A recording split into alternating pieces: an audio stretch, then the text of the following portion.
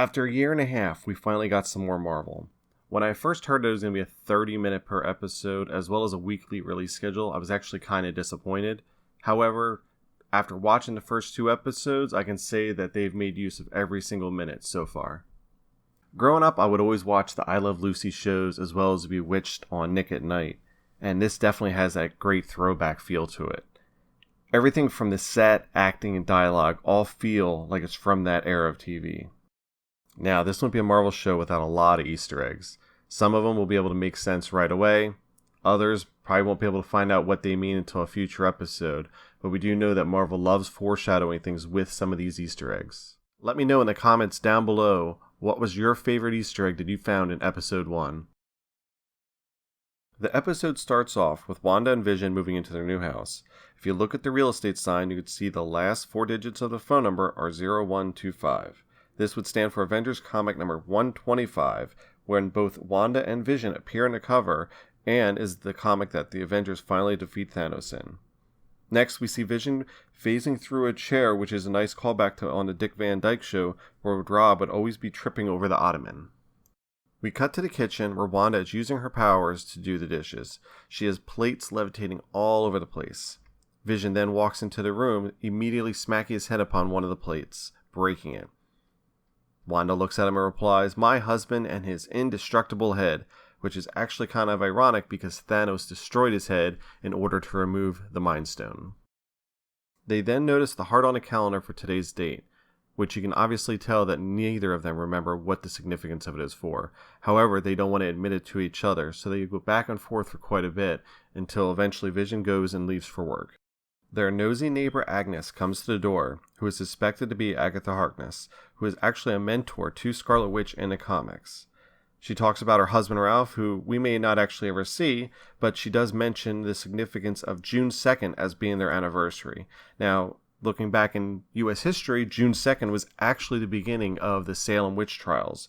Next, we get Vision at work doing computational forms, but has no idea why, but apparently the productivity is up 300%. Vision then finally realizes the significance of the date on his calendar at home, that it's the dinner with his boss and his wife, Mr. and Mrs. Hart.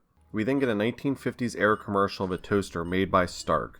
If we remember from Age of Ultron, Wanda and her brother had talked about how their house was hit by a bomb but it had never detonated, and they were trapped inside. However, they remember just staring at it, wondering when it was going to go off, and on it said Stark Industries. Now, this is also the first time that we see color in the episode, and it comes in the form of just a blinking light on the toaster.